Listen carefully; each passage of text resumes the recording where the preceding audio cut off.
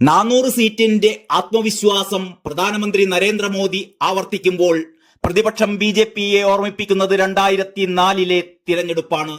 India shining എന്ന മുദ്രാവാക്യവുമായി തിരഞ്ഞെടുപ്പിനെ നേരിട്ട ബി.ജെ.പിക്ക് അവരുടെ അമിതമായ ആത്മവിശ്വാസം തിരിച്ചടിയായ തിരഞ്ഞെടുപ്പ്. ഇത്തവണ 2004 ആവർത്തിക്കുമെന്നാണ് ഇന്ത്യ മുന്നണിയുടെ പ്രതീക്ഷ.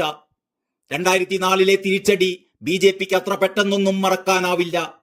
രാജ്യത്ത് ഇതാ ബി.ജെ.പി ഭരണ തുടർച്ച നേടാൻ പോകുന്നു എന്ന അലയൊലി ആഞ്ഞടിക്കുന്ന സമയം. ബി.ജെ.പി നേതാക്കൾക്ക് അമിതമായ ആത്മവിശ്വാസം.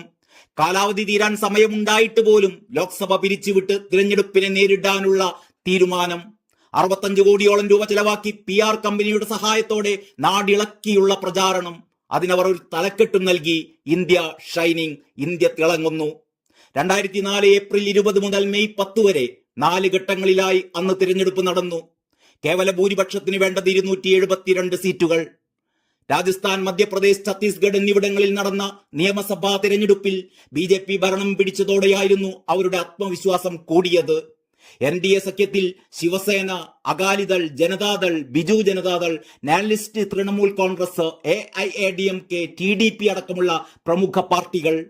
കോൺഗ്രസ് അന്ന് രാജ്യത്ത് വലിയ തിരിച്ചടി നേരിടുന്ന കാലം. ഭരണ തുടർച്ചയിൽ കുറഞ്ഞൊന്നും വാജ്പേയി സ്വപ്നം കണ്ടിരുന്നില്ല. എന്നാൽ ഫലം വന്നപ്പോൾ ബി.ജെ.പി ശരിക്കും ഞെട്ടി. 138 സീറ്റിൽ ബി.ജെ.പി ഒതുങ്ങി.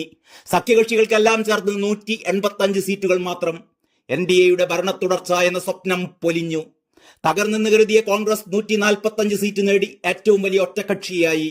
24 സീറ്റുള്ള RJDയും 16 സീറ്റുള്ള DMKയും 36 സീറ്റുള്ള സമാജ്വാദ് പാർട്ടിയും 19 സീറ്റുള്ള BSPയും 59 സീറ്റ് നേടിയ ഇടതു പാർട്ടികളെയും എല്ലാം ഒപ്പം കൂട്ടി സോണിയാഗാന്ധി സർക്കാർ ഉണ്ടാക്കി. UPA സഖ്യത്തിന് 335 അംഗങ്ങൾ.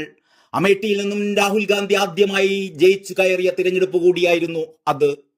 അന്ന് ബി.ജെ.പിക്ക് വിനയായത് അമിതമായ ആത്മവിശ്വാസമായിരുന്നു.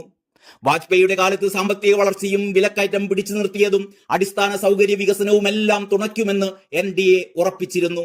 എന്നാൽ ശവപ്പെട്ടി അഴിമതി ആരോപണവും 2001-ലെ പാർലമെന്റ് ആക്രമണവും 2002-ലെ ഗുജറാത്ത് കലാപവും തൊഴിലില്ലായ്മയും അടക്കം കോൺഗ്രസ് കൃത്യമായി ഉപയോഗിച്ചു. പ്രവചനങ്ങളെയും എക്സിറ്റ് പോളുകളെയും അമിത ആത്മവിശ്വാസത്തെയും കടപുഴക്കാനുള്ള കരുത്ത് ജനത്തിനുണ്ടെന്ന് തെളിയിക്കപ്പെട്ട വർഷം കൂടിയായിരുന്നു 2004. പക്ഷേ ചരിത്രം അതേപോലെ കാലവും ആവർത്തിക്കില്ലല്ലോ. ഈ തിരഞ്ഞെടുപ്പിൽ പ്രധാനമന്ത്രി നരേന്ദ്രമോദി അവകാശപ്പെടുന്നത് പോലെ ബി.ജെ.പിക്ക് 370 സീറ്റ് കിട്ടിയില്ലെങ്കിലും കേവല ഭൂരിപക്ഷം ഉറപ്പാണെന്നാണ് തിരഞ്ഞെടുപ്പ് വിദഗ്ധൻ പ്രശാന്ത് കിഷോർ ഇന്ത്യ ടുഡേക്ക് നൽകിയ അഭിമുഖത്തിൽ പറയുന്നത്. 2019-ലെ ലോക്സഭാ തിരഞ്ഞെടുപ്പിൽ നേടിയ അതേ സീറ്റുകൾ, അതായത് 303 സീറ്റുകൾ അല്ലെങ്കിൽ കുറച്ചുകൂടി കൂടുതൽ സീറ്റുകൾ നേടാൻ ബി.ജെ.പിക്ക് കഴിയുമെന്ന് താൻ വിശ്വസിക്കുന്നു എന്നും പ്രശാന്ത് കിഷോർ പറയുന്നു. ബി.ജെ.പിക്ക് വടക്ക് പടിഞ്ഞാറൻ മേഖലകളിൽ വലിയ ഭീഷണിയൊന്നുമില്ല. കൂടാതെ തെക്കും കിഴക്കും സീറ്റുകൾ കുതിച്ചുയരും. 2019 തെരഞ്ഞെടുപ്പിൽ ബി.ജെ.പി 303 സീറ്റുകൾ നേടിയത് എവിടെയാണെന്ന് നോക്കൂ. ആ 303 സീറ്റുകളിൽ 250 വടക്ക് പടിഞ്ഞാറൻ മേഖലകളിൽ നിന്നാണ്.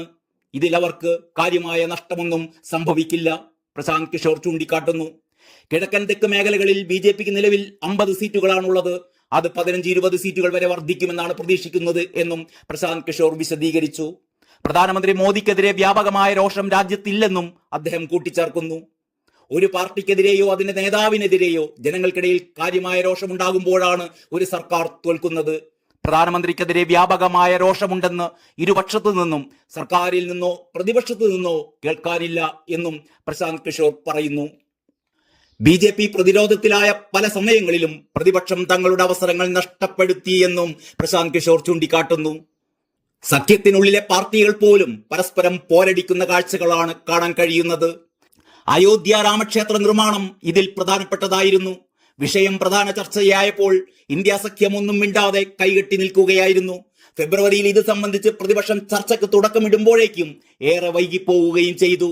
അപ്പോഴേക്കും ബി.ജെ.പി ഏറെ മുന്നോട്ട് പോയിരുന്നു. പ്രധാനമന്ത്രിയുടെ മുഖം എന്ന നിലയ്ക്ക് ഒരു വ്യക്തിയെ ചൂണ്ടിക്കാണിക്കാൻ ഇന്ത്യ സഖ്യത്തിന് സാധിച്ചതുമില്ല. ഇത് ബി.ജെ.പി പ്രധാന ആയുധമാക്കി. പ്രതിപക്ഷത്തിനാവട്ടെ കൃത്യമായ ഉത്തരവും ഉണ്ടായിരുന്നില്ല. സഖ്യത്തിലെ നിർണായക പാർട്ടി എന്ന് കരുതുന്ന മമതാ ബാനർജി പോലും മത്സരിക്കുന്നത് സ്വന്തമായിട്ടാണ്. കോൺഗ്രസുമായി ഉണ്ടായ സീറ്റ് തർക്കം പരിഹരിക്കാൻ കഴിഞ്ഞില്ല. ഇതോടെയാണ് തൃണമൂലിന് ഒറ്റയ്ക്ക് മത്സരിക്കേണ്ട അവസ്ഥ വന്നത്.